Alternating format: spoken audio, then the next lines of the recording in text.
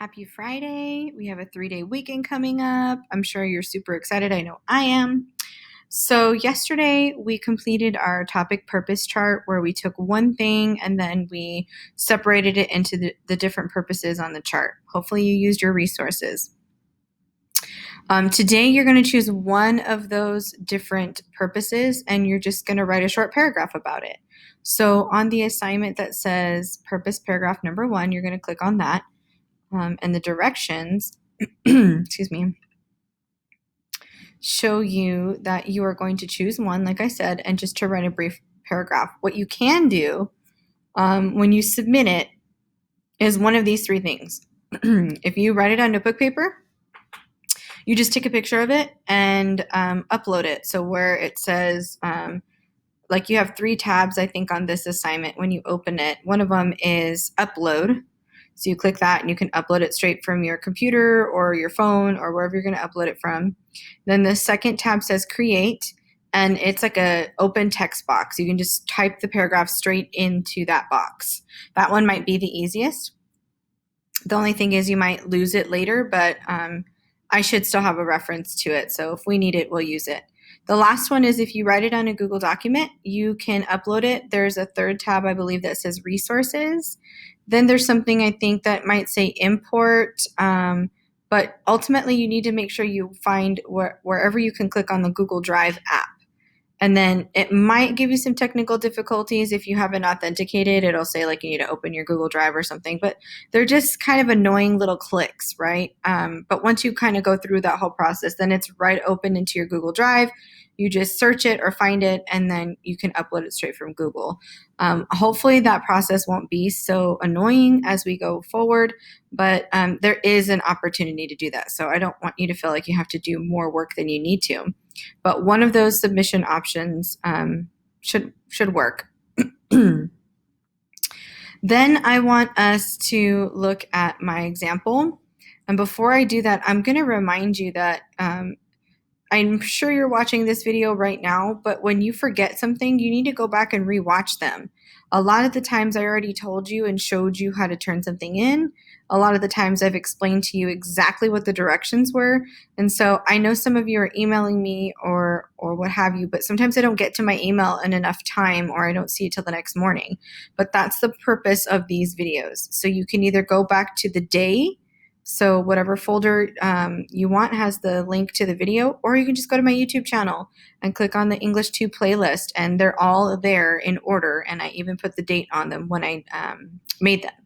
So please, please, please use your resources. That is why we have given everything to you through Schoology. So speaking of resources, here is my example paragraph. I chose the express and reflect purpose, and I shared this copy with you in yesterday's folder. And so I just circled this one, and I want to use my first prompt just for myself. You don't have to do that. You can choose whatever one of these things you came up with. But as I'm going through it, I want you to just take notice. What am I doing? Look at these highlighted words and just consider, how am I structuring this? Okay, there's no right or wrong reason to do it. I would love your feedback, or I would love for you to hopefully see that you don't have to model yours after mine, but I'm clearly doing things as I'm writing. And so I want you to try to figure that out and imitate that if you can. So it says, my experience teaching virtually has given me whiplash. I keep trying to focus on the positive, but it seems like every time I feel like things are looking up, my focus snaps right back to all of the elements that make virtual teaching challenging. On one hand, I have consistent access to communication with my students, and I can still talk to them through Zoom. Being able to still read their writing, plus providing daily instructional videos, also seems to be more helpful. However, the excessive screen time and abundance of new online tools and platforms is overwhelming. I understand the health and safety measures that must be in place during this crisis, but it has been my experience that instructionally, things must also change to fit those academic needs. Teachers should be able to focus on building relationships and trust first, then worry about content. Additionally, because we are all already so overwhelmed, the amount of assignments and work should be lessened by half so we can all be purposeful with our time. So that's kind of my experience, right? Those are some of the things that I'm noticing, and I'm showing you exactly what I'm experiencing, what's good about it, what's challenging about it, and how can I bring those things together. So in some of these notes for expressing and reflecting, right, it was like our feelings and our emotions. So what are my feelings and emotions? Notice I compare it to whiplash. That's a metaphorical connection, right? We talked about that last week.